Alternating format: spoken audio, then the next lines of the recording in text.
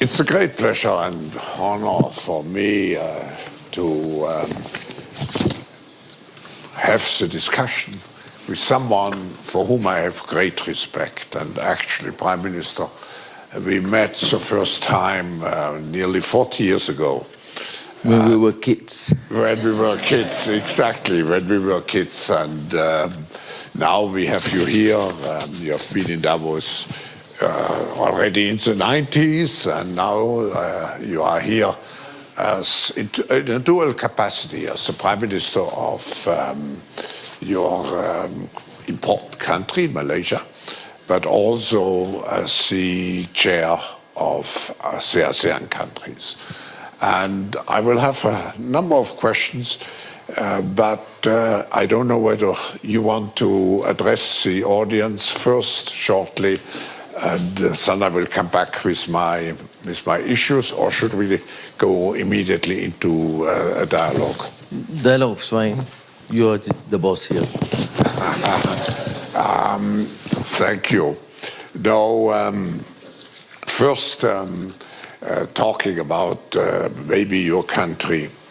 You are one of the fastest growing countries, and I think you had many opportunities to explain to the people your economic objectives. I want to hear about your vision of propelling Malaysia into the intelligent age. I think you have made special efforts really to secure leadership in some way in the digital field, and the new agreement also with Singapore, your efforts for semiconductor industry. How do you see Malaysia as a future player in this area? Thank you for the job. You gave that vision 30, 40 years ago, although they didn't mention AI at that time. Yeah. But you made, I think, this projection. Not all economists have the right projection, but I think you are quite an exception, because you have been driving this new technology so that we keep up the pace. I'm your student, so we took that seriously. So once we assume this position, my team then focus on utilizing what we have. We are quite fortunate because the semiconductor, although the back end, has been there for the last few decades. So both the ecosystem, the ports, airports, the workforce, and the supply chain has been minimal. So we ventured into the higher plane. So now Malaysia, together with some of our neighboring countries, have become the hub for semiconductor. Now comes the AI. AI is of course a new challenge. We don't have the expertise, know-how. So we are fortunate because of the stability, political stability, and clear policy prescriptions in economic Madani. We then encourage and provide enough incentives for all the big players are there, mainly cumulatively United States and Europe, including Infineon, which is very huge investments in that area. Then China coming in. We have to navigate, and AI, National AI Office, legislation, data protection, and whatever it takes to make sure that we are fully and equipped. By AI means changing the education system, health services, blockchain. Exactly. So it will have to come about. And we are pushing it at a pace, at a faster pace, partly because of my age. I don't have time to wait. That's the reason, Prime Minister, why we call it the intelligent age. It's not just AI.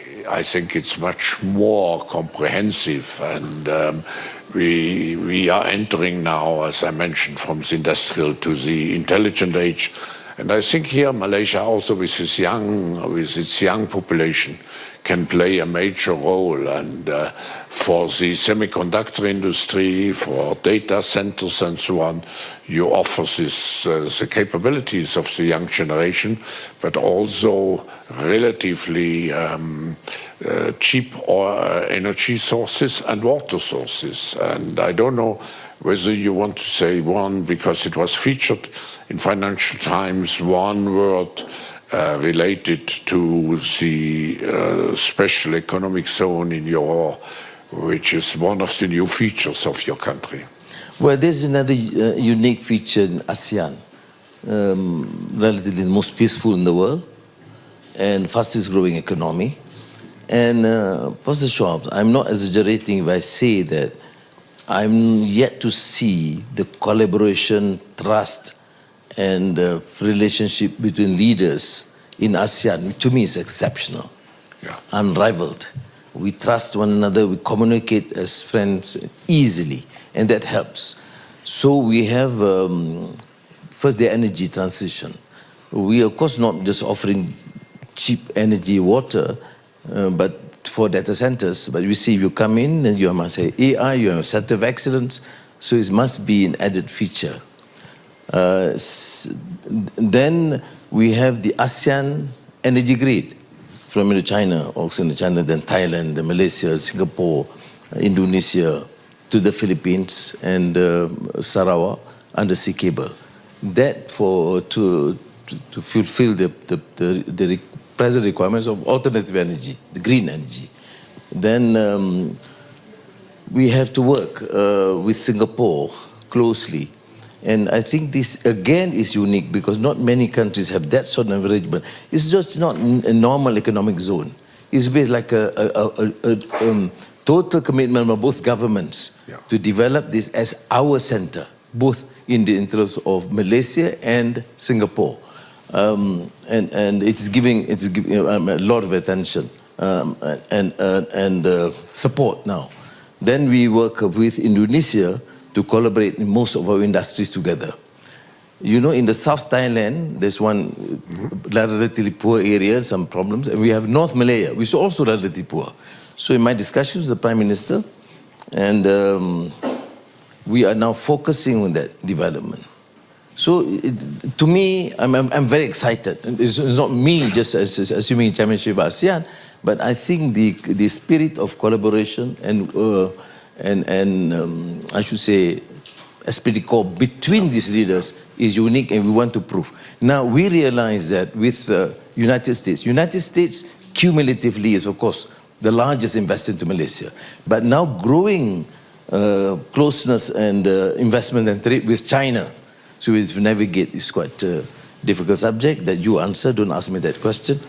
And then we also know that we had to utilize, for example, the EU.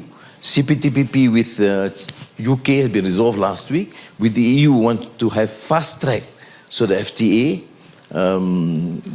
because we are a trading nation, we need to have all the mechanisms in place to be able to attract investment and to facilitate trade. I just want to underline, Prime Minister, we met last time in Laos in October at the ASEAN summit, and I can underline what you just said, the high quality of leadership in the ASEAN countries. Now, in many ways, this is a grouping of where there are still high differences in terms of GDP development and so on. Can you tell us what are your main objectives for your ASEAN presidency this year? I made reference to earlier on the issue of energy, ASEAN energy grid, which is of course towards energy transition and new energy. Also connectivity, because connectivity means it has to be consistent with inclusiveness and sustainability. That means the poorer areas, either within one country or within states, will be dealt with. If we talk about connectivity, then it can be from we were in Vietnam, Laos, to Vietnam, to Malaysia, to Indonesia. I mean, we work as one. to digital strategy for the entire region. But we are, me personally, I've endured some sufferings because I'm very strong position vis-a-vis values and the inequality, the gross inequity between the very rich and very poor, both in terms of region and in terms of rural heartland and the urban poor. So the focus must be, therefore, consistent for the region on trying to raise the floor and committedly raise the ceiling. So both the floor and the ceiling together is one ASEAN. Prime Minister, you are very well known also to care very much for human rights, for sustainability. So I ask you two questions. The first one is, what let's say, takes you to sleep at night if you think of the human rights situation in the world? You have been very outspoken, very engaged. And second, with now the cancellation of the Paris Agreement by the US, will you maintain your commitment to green development in Malaysia? Well, first on the issue of human rights, justice, anti-colonization, and exploitation par l'homme, which was the slogan in the 70s. I've not forgotten that. I think we should remain consistent. You see, there is trust deficit. There is certainly the issue of deficit in terms of moral, ethical principles in governance. There is what I consider as hypocrisy, politics of ambivalence. But what do we see? So we will have to have a showcase. Malaysia is a multiracial country. Now we can showcase that we are the Muslim majority with strong ethnic Chinese and ethnic Indians, and the tribal groups in Sabah, Sarawak can be taken as one great family. Then we show that in that manner. We have a problem in Myanmar. ASEAN has reached this 5-point consensus, but we are very aggressively engaging with Myanmar now on the principles which of course cannot ignore issue human rights. On the issue of climate change, doesn't matter whether it's the Paris Accord or international recognition. We have to take measures to save our country and our society. And if it requires us to observe strictly the understanding which is tied to the Paris Agreement, we have to honor. And I think it is not a matter of honoring that. We are working at a faster pace. Yeah. That's why we have the ASEAN energy grid. It's a faster pace than what was projected earlier. And if we can reach that in the next few years, then of course it's more economic, it's cheaper energy, but it meets the requirements of the Paris Accord. So it doesn't matter whether, well, it does matter to the world, unfortunately, that we need countries, rich countries, industrial countries, that cost most of the burden to undertake some of these measures. What they promised, they have not honored. But we can go on complaining, but we have to start doing it. So you ask me on the issue of human rights, human climate, is it because of international understanding? No. It is what is our commitment, our values dictate for the sake of humanity that we undertake bold, tough measures beginning from our home. You have our full commitment. We still, even more, we have to fight for those values which are so essential, actually, for the survival of humankind. Let me ask you, of course, there's a lot of discussion about US-China rivalry and the new role the global South is playing now in the world. How do you see Malaysia here positioned? You are one of the strong voices, actually, of the global South. Do you see Malaysia being a member of the BRICS group, or do you want to maintain your independence? How do you see the direction of the role of Malaysia in this new geopolitical context? in all humility, I'm sure you are better qualified to answer that question. My only contribution would say this. We are an emerging economy. We in ASEAN has this principle of centrality. We engage strongly with the United States traditionally. We will continue to do so. China is an important neighbor. We do not have problems. Of course, people highlight the issue of South China Sea, the border. But may I remind you that Malaysia is a maritime country. We have excellent relations with Singapore. We still have border issues with them.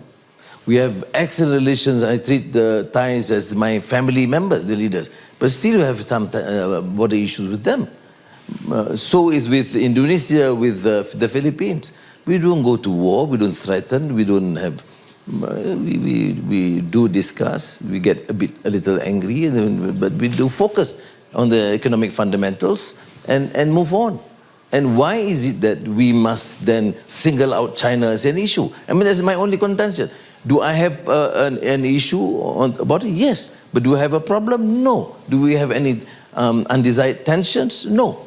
So I think we have to proceed with China because it's an important player. They have been very reasonable with us. They take us seriously, more seriously than many of the countries of our old allies and friends.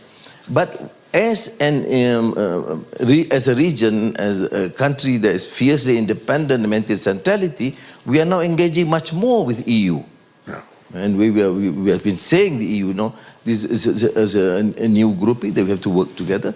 With BRICS, yes, why not? I mean, the global south have to take a stand because the international financial infrastructure through the IMF needs to reform. United Nations need to reform.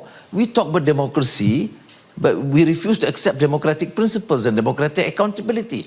WTA need to make some adjustments. And that's all they were asking for. We're not going to war.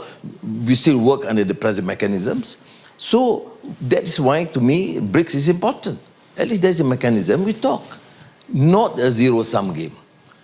Malaysia is a trading nation. We survive, we manage as a trading nation. And to be as friendly as possible with everyone, but we take our position on issue human rights, on issue of justice, or issues humanity. I agree. That makes you very special, Prime Minister.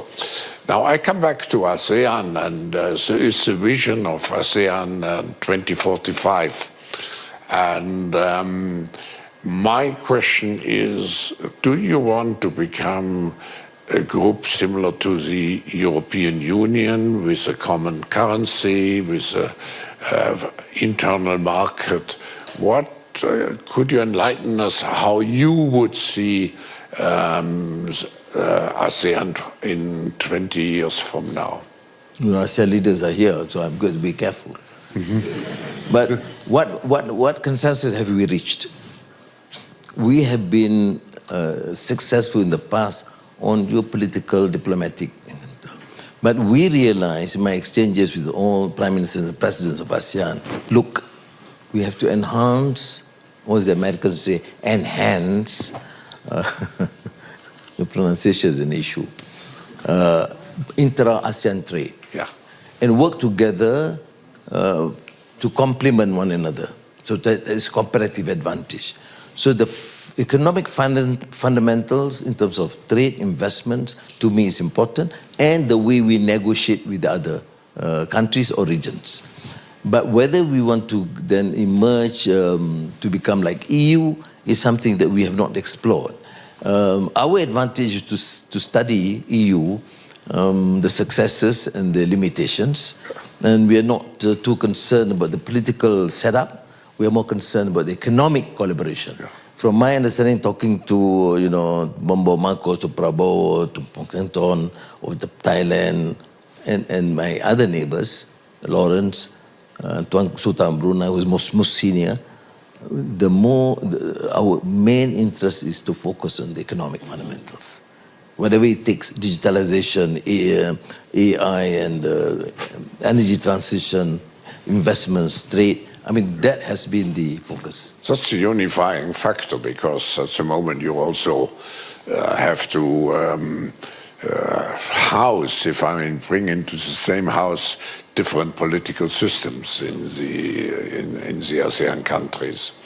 Let me maybe conclude this conversation with a question. You have such an experience, and you are admired for what you are doing. What would you wish a political leader, what would be the main characteristics of a political leader today, in today's world, which is fast moving? What do you feel? What makes a successful political leader today? I have not been successful in the past. I've spent more time in jail than outside. So, but in the last 2 years, of course, I've been given the mandate. I think the issue of governance, democratic accountability is important. Leadership, to me, must set that example. Yeah. Because countries are destroyed because of arrogance, because of corruption. And that is why what I intend to do in Malaysia is first to correct the issue of governance. We inherit some issues, some scandals of the past. So we have to be very rigid on that, which is challenging, particularly when corruption is deemed to be systemic. So tender process must be transparent, and an effective anti-corruption commission with adequate legislation and adequate powers. And I think that should be a start.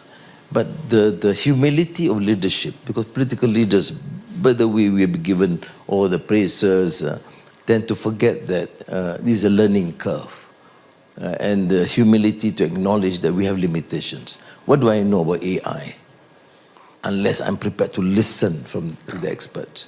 But what is fundamental to my mind, which I will never compromise, is the value, dignity of men and women. Because I experience what unfreedom is, of torture in prison or in the lockup. So I think no one should be and deserve to be treated in that manner. And this, if you talk about dignity of men and women, then their opportunities, their education, their health, their welfare must be given adequate protection. So these gross inequalities, to me, the unbridled capitalism must come to an end as far as Malaysia is concerned.